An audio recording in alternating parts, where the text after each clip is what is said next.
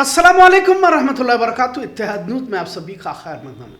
आज एक और अहम बात पर तबसरा करते हैं कि किस तरह अगर सत्ता से सवाल पूछे जाए तो हुकूमत कार्रवाई करती है। बिहार चुनाव के मद्देनजर अक़लियती पिछड़े तबकात के वोट काटने की तैयारियां की जा रही हैं और इसे लेकर SIR के तहत नए वोटरों की जांच की जा रही है। अब इसके लिए फॉर्म भी भरवाए जा रहे हैं, पर इसके पीछे साजिश बताई जा रही है, क्योंकि इस नए वोटर्स रिवीजन के तहत तकरीबन 2 करोड़ वोटर्स को काटा जाने वाला है। बहरहाल जब बिहार बेगूसराय के BLO यानी बूथ लेवल अफसर के यहां जाकर फॉर्म की तफ्तीश कुछ रिपोर्टरों ने की तो और वोटर्स रिवीजन के नाम पर किस तरह धांधली की जा रही है इसे बताया, तो इनके खिलाफ मुकदमे दर्ज किए गए।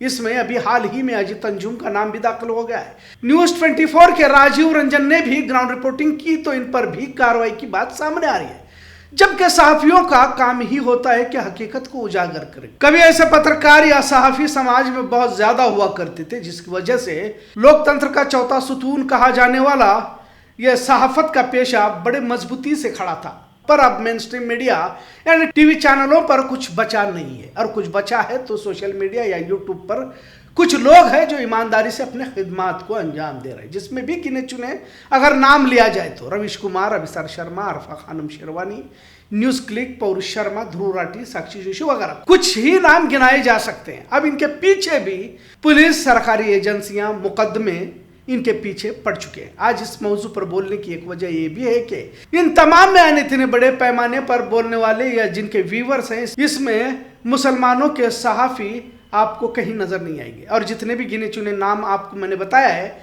इस पर भी कार्रवाई इसलिए की जा रही है क्योंकि यह सत्ता के खिलाफ तो बोल ही रहे हैं और मुसलमानों की हिमायत में भी बोल रहे हैं, इनकी गलतियों को आवाम के सामने ला रहे हैं।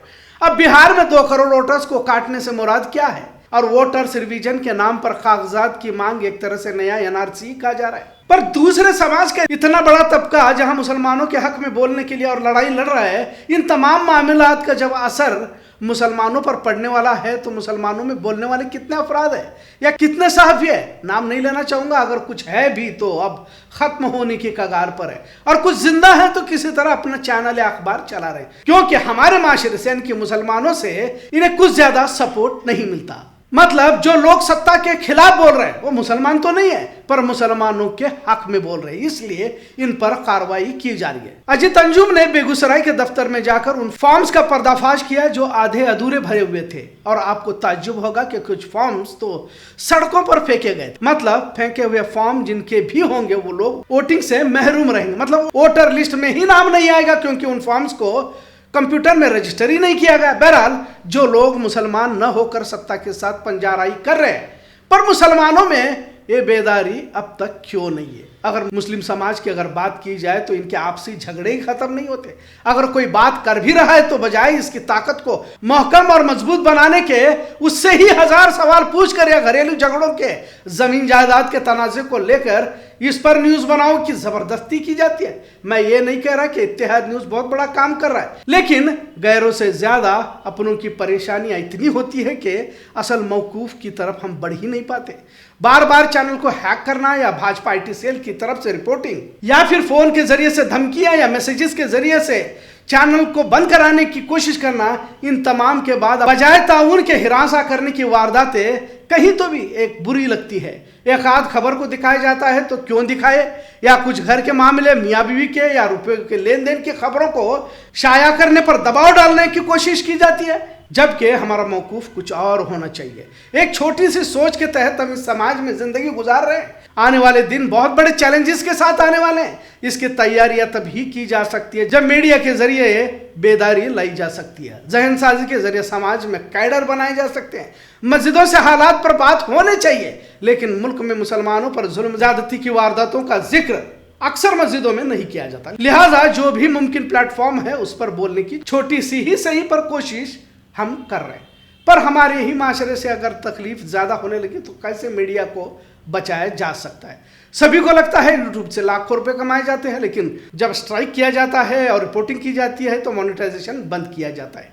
जहां हमारे समाज में मीडिया की अहमियत उस मियार तक अब भी नहीं है, लिहाजा नहीं है तो उम्मीद भी बेकार हो जाती है। बेलगाम में आज भी दिगर समाज के कई न्यूज चैनल्स है और उनका समाज उन्हें भरपूर ताउन भी करता रहता है, लेकिन यहाँ रोजाना ताने सुनने पड़ते हैं, साहूकार सेठ के चमचे हैं वगैरह। लिहाजा अगर कोई भी मीडिया में समाज माशरे की खातिर खिदमत अंजाम दे रहा है तो माली इमदाद से न सही हौसलों को तो पस्त ना करे। आज भाजपा ने मीडिया की अहमियत को ही खत्म करके रख दिया है, पर सोशल मीडिया एक प्लेटफॉर्म है, क्योंकि अल्लाह के फजल से मोबाइल हर एक के हाथ में है। बजाय इसका गलत इस्तेमाल करने के दुश्मनों के खिलाफ इसका इस्तेमाल किया जाए। जहाँ गलत नैरेटिव सेट किया जा रहा है उसका जवाब सही तरीके से मोबाइल से दिया जा सकता है। बजाय एक दूसरे पर तंज करने से मुस्लिम समाज के खिलाफ जो गलतफहमियां फैलाई जा रही है, एहसन तरीके से उसका मुकाबला किया जा सकता है। इत्तेहाद न्यूज भी एक कोशिश है और मैंने बार बार कहा है कि हमारी सोच से इत्तफाक रखे कोई जरूरी नहीं है, पर फिरका परस्तों के खिलाफ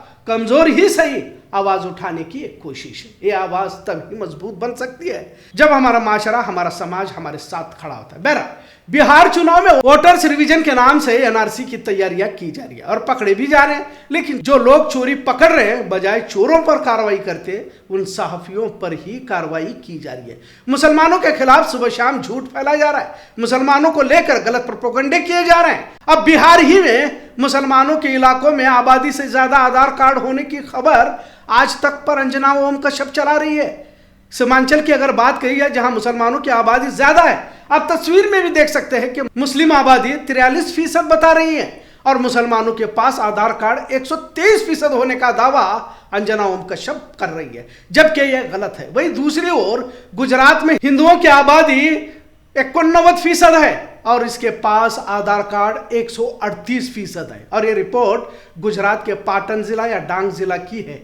अब तो महज 2 जिले का सर्वे सत्य इंडिया की जानिब से पेश किया गया है, जिसकी तस्वीरें आप स्क्रीन पर देख रहे हैं। मतलब जो हम सोच भी नहीं सकते वहां तक वो पहुंच चुके हैं। हम आज भी मोहल्ले के अच्छे बुरे कामों से वाकिफ नहीं है। मियाँ बीवी के झगड़े, जमातों के झगड़े, रुपए के घोटाले, जमीन जायदाद, दूसरों की जमीन पर कब्जा, तलाक खुला, यहां तक कि हमारी सोच चलती रहती है। बहरहाल कुछ सोशल मीडिया वालों ने पर्दाफाश तो किया हुआ है, पर बजाय गलती को कबूल कर उसे सुधारने के साफियों पर ही कार्रवाई की जा रही है। खासकर मुसलमानों से अपील है कि अब तो जागो, छोटे से दायरे से बाहर निकलकर उस मैदान में आ जाओ जहां साजिशों की भरमार है।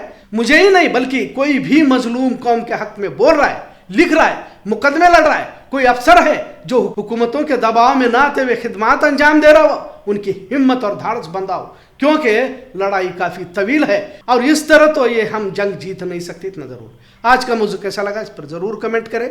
इत्तेहाद देखने के लिए शुक्रिया। अल्लाह हाफिज।